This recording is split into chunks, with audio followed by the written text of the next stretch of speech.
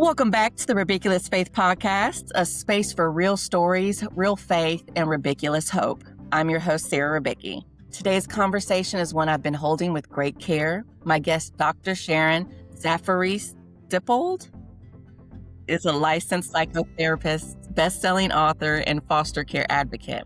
But more than that, she's a woman who understands what it means to survive, to heal, and to find meaning in the waiting. Dr. Sharon shares her personal testimony through her Garbage Bag Life book series, written from the perspective of her younger self, a little girl navigating abuse, rejection, and constant displacement within the foster care system. Through her story, we explore what she beautifully describes as the innocence of faith, the quiet, resilient belief that forms even in the hardest places. This episode touches on foster care and childhood trauma, but is ultimately a conversation about resilience, voice, and hope, and how God can meet us even when our lives feel unstable or unseen. I'm so grateful you're here. Let's dive into this powerful conversation. Dr. Sharon, can you please open us up in prayer? Yes, I'd love to. Thank you.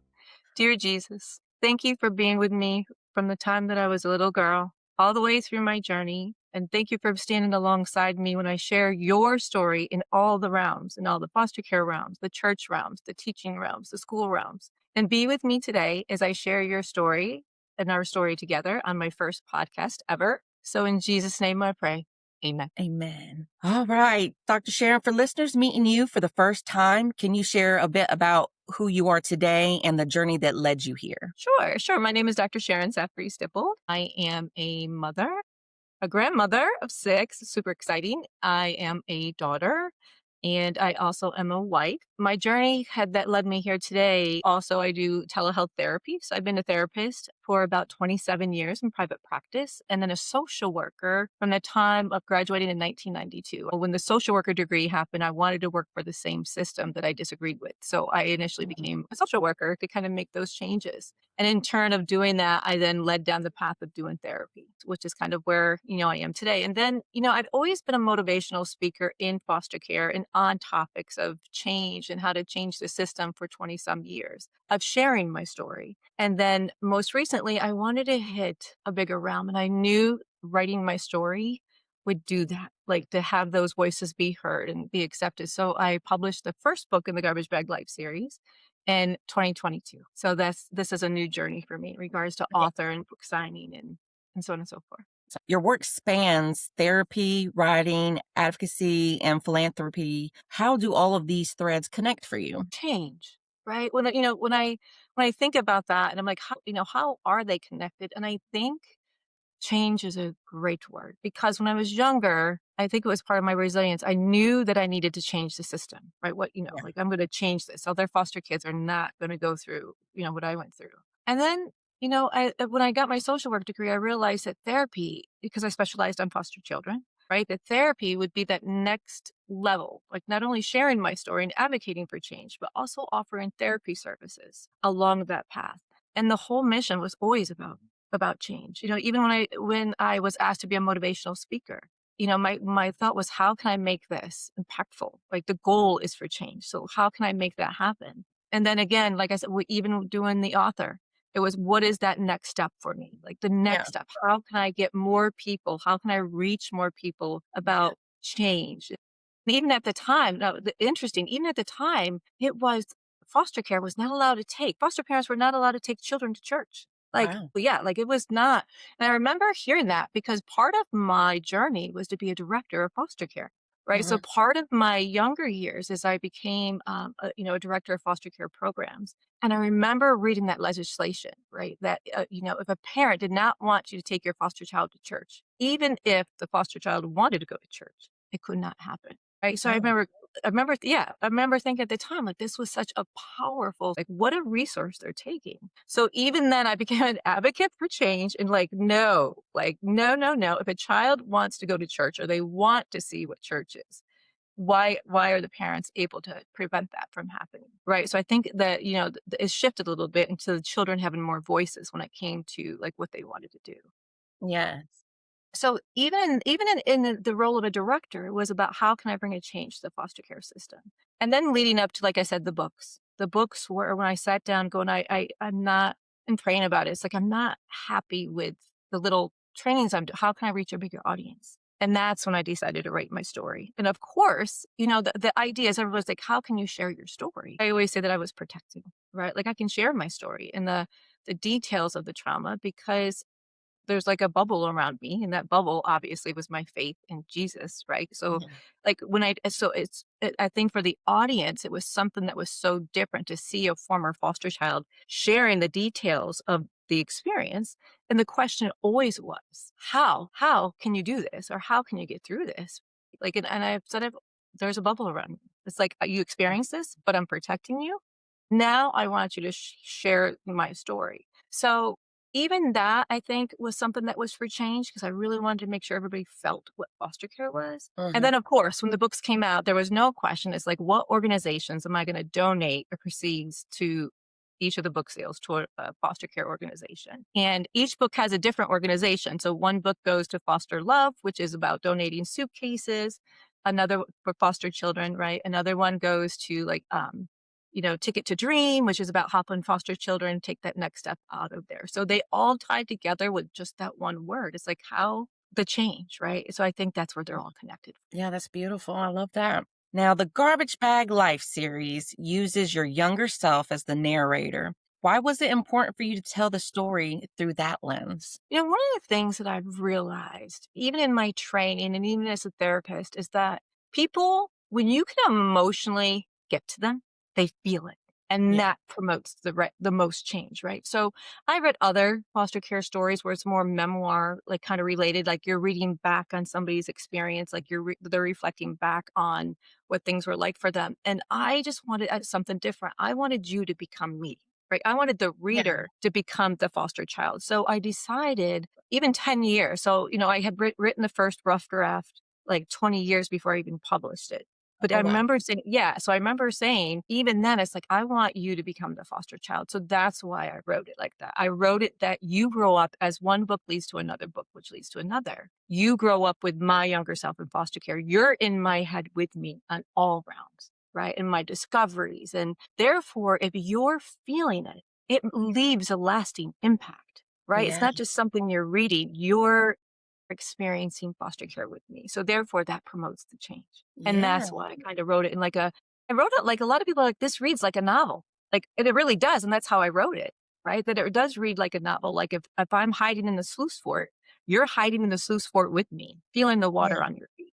Right. If I'm, as we're talking later, getting on the church bus because I was locked out of the foster home, you're on the church bus with me when I had no clue what I was doing. So that's why I wrote it that realm in regards to advocating for changes to kind of really hope that you feel what it feels like. Yeah. To live in that experience. Yes.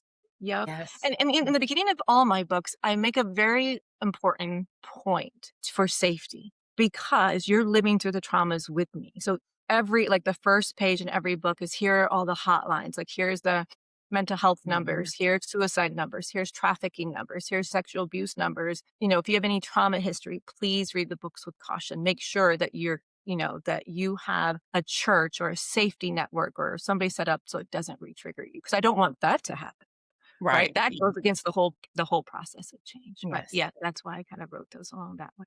You have to do that these days because the enemy has been at work in a lot of Oh, people's lives and so yes. much drama. Yeah, absolutely. And the enemy, and my daughter said it great. She goes, Mom, the enemy is going to try for these books not to get published. She said they're going to do whatever they can do. The enemy is going to do whatever he can do to make it happen. And I'm like, that's a great point, Jessica. I never thought about it because, one of the things I've always, and I actually say this right in trainings, in our world of social work or in any public realm before, right? That when you do a presentation, you don't bring in religion, right? You're not going to Mm. go do a presentation for judges and attorneys and social workers and community members and talk about religion or faith, actually. And my whole joke when I'm doing my trainings, because everybody asks, how did you get through it? And my response is Jesus. And everybody goes Yes. quiet, right? And I'm like, he's smarter than everybody in this room. This is what I like to tell everybody in the training. I'm like, he is smarter than everybody in this room because you want me to come, you want me to share my story. Well, guess what? He's part of my story. So he has Yeah. found a vessel to share his message in realms that where it's not kind of welcomed so much. Yeah.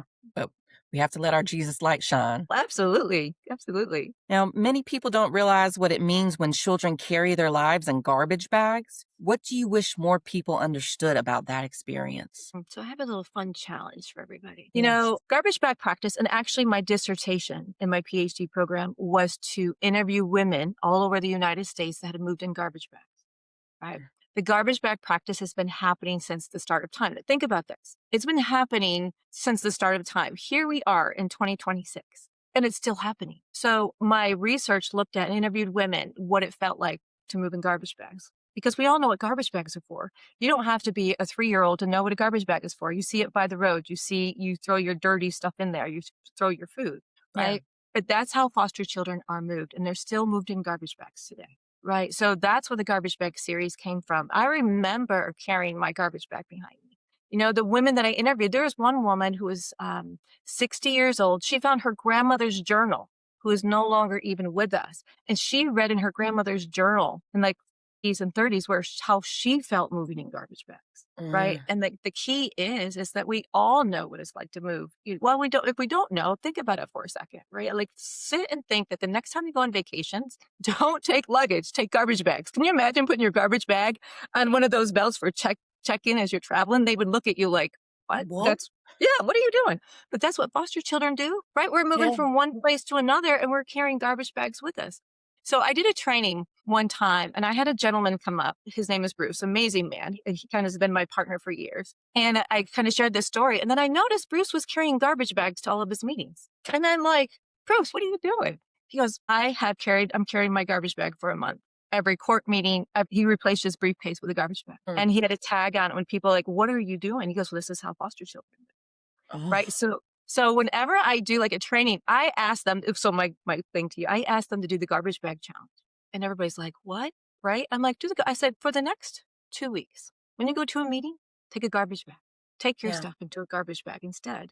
Right. And think about it. You can ditch the garbage bag when foster children don't have an option to do that. Now, in all fairness to foster care agencies, their resources were so tight, right? Like if you think about what they have to work with, or the number of children that are in foster care, so I'm not blaming them in any Right. kind of way. I just don't think there was ever attention on that practice. There's attention on therapy, but which there should be. There's so much attention on foster children, but a simple practice in regards to how we move them can Yeah. impact their self-esteem. And that's what came out of my research. What I found is women are like, I'm garbage. I'm unwanted. I'm thrown away. I feel like nothing. But then then I would wait till the end of my interview, right? And then I'd ask them, well, what does foster care feel like?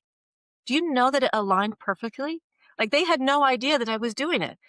Their garbage bag experience was all those words. And then at the end, I said, what does it feel like to be a foster kid? They matched perfectly. So then my argument became, what if we change the garbage bags, right? And it's been proven that if you give a child a garbage bag and another one a piece of luggage, the one that's walking with a piece of luggage or a duffel bag behind them, even though the move is traumatizing and sad, they're still walking a little taller than they Yeah. are if they're dragging that garbage bag behind them. So that's where the Garbage Bag Life series came from, because it's one of the main practices I want to change and bring awareness to in regards to moving foster children. Yes, that's beautiful. And the title is genius. Yeah. When you look back at the younger version of yourself now, what do you most want her and readers to know? That's a really good question. If I was to look back to my younger self, obviously I'm not able to change the experiences of my younger self. It's an interesting question, because I would tell her, because when I was younger, Jesus was my friend, didn't know what a Bible was. Right. And I'll talk about that too. Like all I knew is what I learned really quickly in a Sunday school, and he became my friend. Right. I wasn't Mhm. talking to Jesus. I didn't know he was my savior at the time. I just knew he Right. was my friend. Right. Mhm. So thank goodness for that friend, because when I was being abused, I was talking to Jesus. I wasn't praying. I didn't know at the time. Well, I didn't know what I was praying, but in my mind, I was just talking to him. Right. Right. So the reason it's hard to answer that question, because I think that was the most powerful resource I had. So if I had to go back to my younger self, I would remind her that she's incredibly strong, Yeah. right? That but also because I didn't have any human. Like if we think about foster children, there's usually advocates for foster children. There's usually a family member somewhere, right? There's usually, they just can't go to live with that family, but there's usually a family member or there's somebody. But back when I was in, there was nobody, right? Back Yeah. then, when you left a foster home, you never spoke to them again. You weren't allowed to. Right. So there was nobody that followed me. My caseworker would drop me off. Now, keep in mind, too, I want to say services have changed. Foster care agencies are no longer, hopefully, dropping kids off and disappearing for 3 months until it's time to move them. But Yeah. that's how it was then. So I think the fact that I had my friend was the main thing. So I would probably go back and say, like, you are not alone. You have your friend. You have Jesus. He's your friend and don't stop fighting, right? Like find those happy moments, keep finding those happy moments. Like whenever you're afraid, talk to Jesus, right? Because Yeah. that's what I thought I was doing. And now I'd say you're praying, keep praying to Jesus, right? But at the same time, I would say whatever you can do, find something that you like to do. Right. Even if it was catching minnows in the creek, which is one of the things that I like to do in one of the foster homes. So yeah, like so the question is, would I go back and tell her anything different? I don't know if I'd go back and tell her anything. Well, I would. I'd say you're not alone because that's what it feels like. Like you're Yeah. not alone. This is all you get to grow up, right? Like you get to grow up and decide. Don't let foster care define who you are. And I think that Yeah. happens a lot to foster children. The drug addiction rate among foster children is sky high. And Yeah. I always say, why wouldn't it be? Like, no offense, like if you escape foster care and you could do a drug and it escapes where you are, that's so easy for that to become a coping mechanism. Yes. Right? That's where service providers come in and going, you don't need the drug. I can help you escape. Mhm. Right? That's where church can come in and go, you don't need to do that to escape. You come to a church and we're going to wrap ourselves around you. Right? You're not going to be alone. So I think that's what I'd say is like, this is only a moment. Foster care is not you. Yes. You're not dirty. You're not garbage. So what? And I probably say, because I say this, so what? So what? You're a foster child. So what? I got to learn from 21 families. The other people only get to learn from one. I'm lucky. Yeah. It's to kind of find that. So I hope that answered your question in regards to kind of what I would say. Yes. It's not putting your identity in what you went through, but putting your identity in Christ. I like the one liner. Well, that absolutely, because Jesus has you. He Yes. had me. Like, even when I went back to find my caseworker, right? Because, she found me years later and she said to me, and she didn't know who I was. I went up and I went to her and I'm like, oh, by the way, I'm Sharon. She goes, Sharon. Yep. But I said my last name and she just didn't say, she froze. She froze. She told me a story that how there was so much trauma in my history that nobody could read my case file completely. Like they would Oh, start to read my mercy. case file and go, too much, that this is too much. And she said the same thing. And my answer is always the same. She said, how were you? Because what she didn't know at the time is I was a director of a foster care agency and she was a county worker and I was trying to get some of her foster homes for the kids in my agency. So we were at that professional level. Yeah. And she's like, how did you get here? My response was, Jesus. And she just Yeah. looked at me and she's like, what? So yes, it really is like you are not that unwanted child. It doesn't even have to do with foster care. I say that you are you, right? It doesn't mean that if you're in foster care that you're unwanted or damaged. So what? So what? You were in foster care. The sad news is it had nothing to do with you. Your parents, for whatever reason, just weren't capable, Yeah. right? The trauma, though, that can happen in foster care, that is not you. Do not let that trauma define who you are, right? Yes. And so it's not the foster care, right? It's the trauma that you experience from foster care. Do not let that trauma you make you, not the trauma. Yes. We are children of God always. Now, Absolutely. you've said my voice matters. At what point in your life did you begin to truly believe that? Mm. I always was vocal. I always was quite vocal. I didn't have but I think the first time I advocated for myself was what I found is that when I kind of left foster care, right, and was amazingly found this wonderful, wonderful foster family at the age of 15 who became my mom and dad, right, Yeah. like brave people. Oh my goodness, brave. She was brave. She was only like 23. I don't know what she was doing, taking a teenager. Like she was. I always laugh still to this, but I got placed with a nice family, and even though I was with this wonderful family for a couple of years, I still found my first relationship was domestic violence. Yeah. Right. And I think that's the other thing. I think that it's so easy for foster children who grew up in trauma and violence and abuse. Our rubber band is stretched. We have a bigger tolerance for that in relationships, right? Yeah. Because compared to somebody who has not experienced that, they're like, I'm not doing this. But if you take a foster child who's experienced, it's like, oh, okay, so I'm kind of used to this world. Like, all right, Yeah. I think I found my voice the first time when I left that. I was like, and what was interesting is when I left that, guess where I was throwing my items in? A A garbage. garbage bag. And I remember catching because I wanted to get out quick, right? So Yeah. it was like I was throwing my items in a garbage bag and I stopped and I'm like, what? No, no, I'm not doing this. And so I literally threw my stuff in boxes, and kind of left that relationship. Again, it was very young. And then I realized I'm like, wait a minute, no, I'm not, that's not okay. And I had to spend some time with myself to realign my rubber band. It's like, no, I need another one. Like those are not going to be my boundaries. And I did a lot of praying and like I had to do a lot of research in regards to like, what are healthy boundaries? Because mine are Yeah. skewed.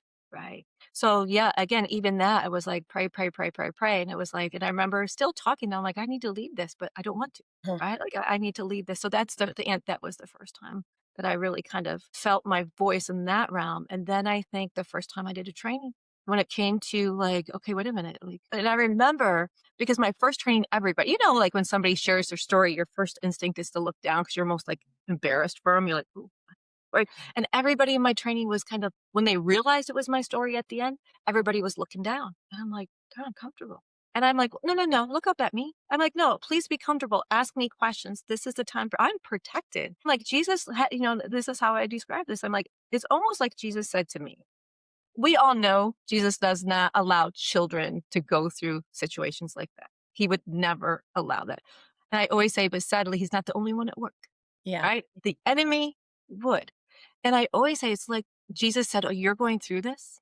I'm going to put a bubble around you because you're going to do something with this. And it truly is how I feel. Like when I'm doing a training, they're asking me questions. They're like, how does this not bother you? I'm like, it truly doesn't. Yeah. Right. When I've written my books, people are like, are you re-traumatized by writing those stories? I'm like, no, I'm protected. I'm not.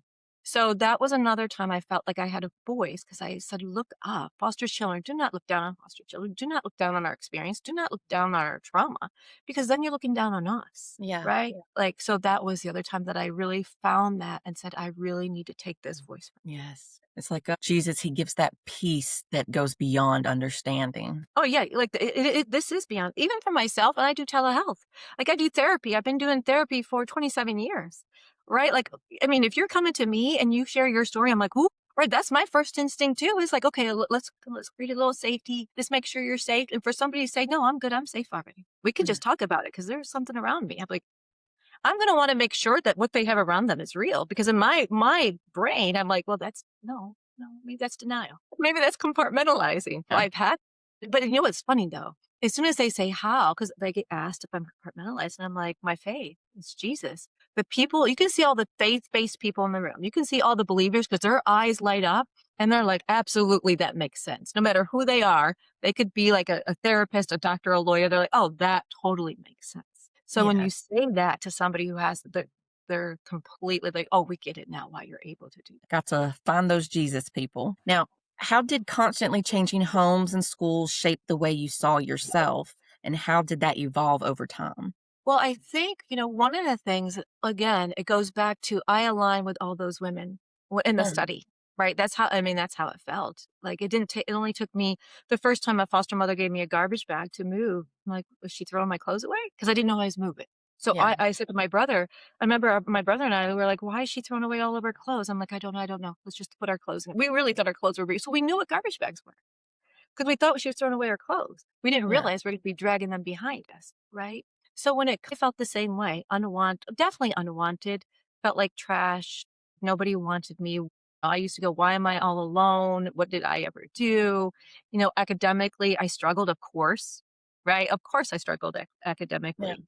Had buck teeth, one eyebrow. And so I was an easy target to be picked on, right? So it was all those. So I felt all those things. One of the key things I think over time, I think going to school for social work and then my master's in social work and my PhD was probably my own therapy because I didn't have therapy at the time. Mhm. Right. Like it was probably my therapy and like doing that healing and then my own inner voice. And I think praying was the whole source of like, where am I? Where do you want me? What do you want me to do? Even before I go into therapy sessions, I'm like, okay, so you need what do you want from me in this session? Lead me. Like, what is it that you want me to do? So I think that was a conversation, and then finding those answers where like, okay, I need to be okay with me to help Yeah. others. So again, it goes back to change. I knew if I was going to be able to do what I wanted to do, I had to like me. Right. I had to learn to like me. I had to learn to kind of be my own advocate to make that happen. So that was that transition. Yes. What role did unexpected kindness play in your survival and healing? I think that is a wonderful question. I was never asked that question in a training before. Wonderful question, because it doesn't have to be much. Yeah. Right? Like, it could be okay, so, I'll kinda go into the church bus, like, there's the first foster home I was in, I was locked out. Like, literally, we were locked out all day, and, using that example of that, I was playing outside, making mud pies, full of mud, no shoes, just a hot mess at, like, 9 years old, and this bus goes by, and the church bus driver stopped. Thank goodness it was a church bus, is all I'm saying, seriously, because nobody Yeah. knew I got on the bus. Right, this bus stops, and this gentleman goes, "Hey, would you like to go to church?" And I had no idea what that was. And I'm like, "Yeah, why not? I don't have nothing else to do but make," and the kids were laughing and having fun. So I thought, "Why not? Sure, I'll get on the bus." So that was an act of kindness, right? Yeah. Meredith, who I sat with in the seat and kind of told was to, like, looking and realized I didn't have shoes on, was kind, right? She's the one that took me into church that morning and kind of cleaned me up and gave me slippers so I could wear slippers throughout the church. She was kind. The Sunday school teacher that morning who, a quick event, and then I'm going to come back to the kindness. I want to kind of go here for a second. I was not a very good reader. And so she had the kids who I didn't know in Sunday school reading the Bible. So can you imagine me trying to read the Bible? Like just, that wasn't happening. So of Yeah. course kids started laughing. Can be kids. So I remember going over and sitting at this desk, and my head was down, and I was crying, and she comes over, and I look up, and my safe person in my foster father was a wonderful man. I spent all my time in the garage with him, helping him paint cars and do cars. He was the only kind soul, right? And I look up, and I'm staring at this picture, and I'm like, "Who's that?" And she goes, "Do you know him?" And my joke is, "Yeah, I think Daddy fixed his car." I think my daddy worked on his car. She goes, "Maybe, honey, but I don't think Jesus has a car." And I'm like, "Well, who's Jesus?" Right? And then she taught me to pray, and she's like, "If you believe in him, he'll be with you forever, no matter what." I'm like, "What? Like, why that's silly. Like, why would I, like, where is he? I want to see him." She's like, "Honey," and then she went through the whole thing. That was an act of kindness, right? Yes. Teachers were an act of kindness. I had a teacher who gave me a birthday because I didn't know when my birthday was. And to this day, we go, why didn't she just look in my records?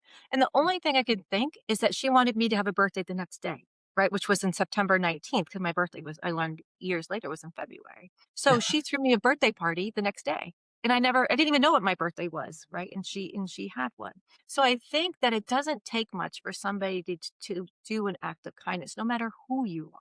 Right, especially with a child, they're not going to trust you. Right? I always say sometimes with children that they're hard to trust you. When Meredith was doing this act of kindness with me, I was horrible at school, and I remembered when we I remember when we arrived at the church, it looked like a math building. Seriously, my thought I got on a bus to go do math. I was devastated. I was shaking. I was like, "Get me off this. This is school. They're going to think I'm dumb." Right. And it was her act of kindness to go, "Honey, it's not a math building." Right. Like, this is kind of where we're going. And then her educating me on all those things. And even on the bus home, she goes, "How did you feel about meeting Jesus?" And I'm like, "It was weird." That's a little what I said. I feel like it was weird. She goes, I'm like, "How can you pray to the clouds?" And she kind of was like, "Honey, you have faith, and he's in heaven, and this was what heaven is." And I remember that day she goes, "Why don't you do this? Why don't you pray to Jesus? You learned it, and like, did you learn it?" I'm like, "Yeah." She goes, "Just kind of pray." And so this prayer has taken me through my entire life. It's a funny 9-year-old faith by innocent story. Remember, I shared I had buck teeth and one eyebrow, and kids made fun of me and the whole thing. So I sat there, and I'm like, "Okay, Jesus, let's make a deal. All right, let's make a deal." I'm like, "I will believe in you forever. I will talk to you forever if you give me two eyebrows, straight teeth, make me pretty, because all the kids think I'm ugly." Right? And at the time, a car went by with a family. And I'm like, "Give me one of those. You give me one of those, and I'll believe in you for the rest of my life, no matter what anybody says." And I get done, and I didn't realize I was whispering, and I look at her, and her act of kindness was just reaching out, grabbing my hand. She goes, "That's the most beautiful prayer I've ever heard, honey." Mm. Right? But it's the Yeah. innocence. Right? It was the innocence that kind of go along. So I think anybody can do an act of kindness. It doesn't make a Yes. difference who you are. You can be in a grocery store, right? Like, you can be anywhere. So I think those make a huge difference for children. Yes, I agree. Now, in seasons marked by abuse, rejection and instability, what helped you keep going? Jesus. Jesus. Jesus, my friend. Like literally, I would pray in the closets. I would pray when there was sexual abuse going on. Like I was never in my head, I was always with him. Right. Like, so that was the key of, I think, anything. And, that it's funny because I had a colleague of mine who's not a believer told me, well, what you were doing with this was disassociating and you didn't realize it. Yeah, okay. Okay. And what my response was, oh, well, that was the best disassociating I've ever done. So I'm going to teach people how to do that. Right. That was the response. Well, you're disassociating. You didn't know that. But I think, again, being in those places and, because at the time I didn't know how to use one-liners. I didn't know how to use, this isn't my forever life, because that was my life. As a child, you can't picture yourself as an adult. Yeah. I wasn't able to use that this will soon be over, or it's not, because I didn't believe that. Right. So the only thing that I had was, what can I hold on to? Right. And well, besides Jesus was the main one. And also too, I always tell foster parents, give foster children something to be responsible for, no matter how loving your home. Because I found that I became a protector. So I was a protector of my brother Curtis, and that carried a lot of energy. So no matter what abuse was happening to me, I had to protect him. Right. Yeah. And then when we were separated a couple of years later, the system separated us, then I'd find other foster children in other homes that I felt like I needed to protect. Right. So I think those two things became a major thing for me in regards to keep me going, because I can't fall apart because I have to protect them. Right.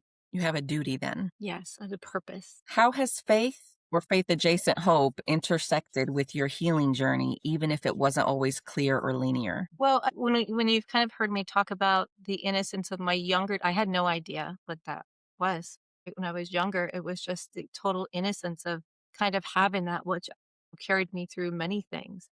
And then obviously when I remember, that was which is interesting with my story, is I was in 21 different foster homes. Right? Mhm. So that was the first one.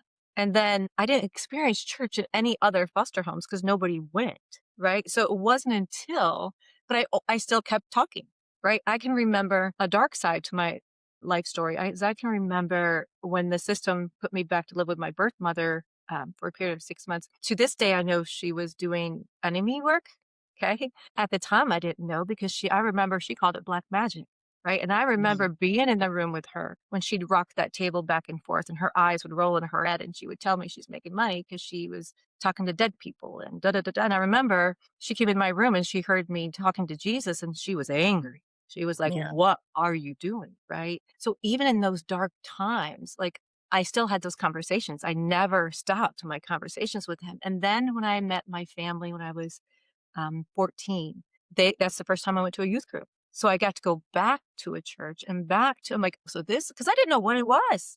All Yeah. I knew is that Jesus was my friend. Right. So it was the first time I did youth group, and then I joined the choir, and then I became involved in the church. And then we were doing all these like camps and all these different things that I started kind of really piecing together what I had as Mhm. a child that I didn't realize that I had as a child. Because then I understood the power of, Now, what does resilience look like when it's real and lived, not just inspirational language? like, balancing is the key. That's like, you could teach resiliency not only to trauma, resiliencies and anxiety, resiliencies and depression, resiliencies and bipolar, because resiliency is, how do you find the balance, right? A good example is, I got a window behind you, right? So if I look out my window, I'm like, are you kidding me? It's snowing again.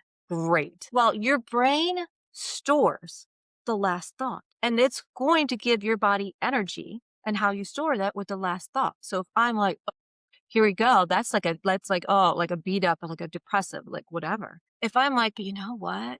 There's snow on the trees and it's beautiful. Yeah. That's actually a reform of resiliency.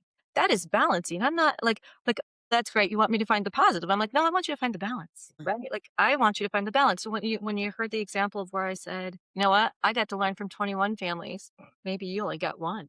That's actually a form of resiliency. Yeah. Right? Right? So that's when I say that, people look at it and they're like, "Huh?" And I'm like, "'Cause resiliency is just doing that." Like, when I was even in my foster homes, I always found a safe place. I always found a hiding place, right?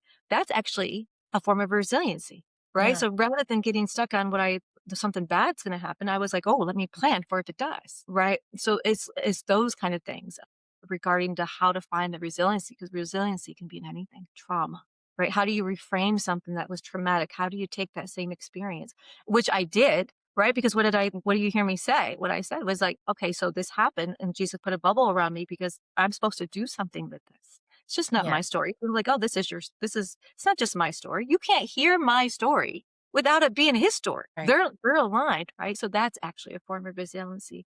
So that's what I teach everybody. I teach it to foster children. Like when I work with them, right? And I'm like, okay, what is it that you get that nobody else does? They're like, what? I don't have a mom and dad. I'm like, I know. But what do you have that other kids don't have? You know? So that's kinda in regards to resiliency. Yes, that's so And good. clearly we know that faith is a huge part of that. The whole if you look at faith, it's about resiliency. You are not alone. Like all of the Yeah. songs, I am with you, right? Like I'm behind that sofa. I used to remember and there's a song now which is quite interesting because I'm like, I think somebody heard my story. Like I like that song where Jesus is behind the sofa, right? Because I Mhm. can remember one time hiding because one foster home we would get shot with BB guns, and I would take my brother and we would hide behind something. And I remember saying like, "We're not alone. Jesus is with us." And my brother's like, "Who? Like Jesus? Oh, your imaginary friend." Like, okay, yeah, like he's with us. So in all those places, I wasn't alone. But yeah, that's still a form of resiliency. Yes. Now, your commitment to donating book proceeds to foster care organizations is powerful. Why was that non negotiable for you? That's the whole purpose of the books, right? The whole, because it's not about me. Like, at some point somebody's like, "Are you narcissistic?" And I get somebody come out and ask me that. Because I'm sharing my story, and I'm like, "No, no, no, the whole purpose of sharing my story is for change." So if I'm not embarrassed by my story. I wasn't alone in my story. So the whole point of that is for change, and that's where if I'm gonna write the books, I have to serve a bigger Yes. right. And I remember at one point, the first story I wrote, I had an editor helping me. Actually, my professional editor, let me clarify. My professional editor, whose name is Judy, is magnificent. Magnificent. She is wonderful. I couldn't have done this series without Judy. Like she's been by my side the entire time. And I have another editor friend named Amy, and she's been magnificent. She helped me 20 years ago with the first draft. So the individual I'm talking about is not those two. Okay. Okay. So, but there was another editor, and she literally read the first copy of Just Another Slice and said to me she was concerned because Jesus was mentioned too many times. She said, "I'm afraid that you're going to lose readers because you have it. He's mentioned too many times." Well, that person is no longer part of my team, but I'm like, okay, like, yeah, no. I don't have him mentioned enough. You want my honest opinion? But you know what I'm saying? Like, no, he's as mentioned as the role he had in He's the main character. this is his story. It's our story. Like Yes. how do you take a child and have them be where they are sharing his story? There's no what okay. I don't want to say there's no way that couldn't have happened without him, but come on, look at the chances, right? Like he can take and do amazing work in his arms. You cannot deny that he was not wrapped around this. I'm Yeah. aware of that.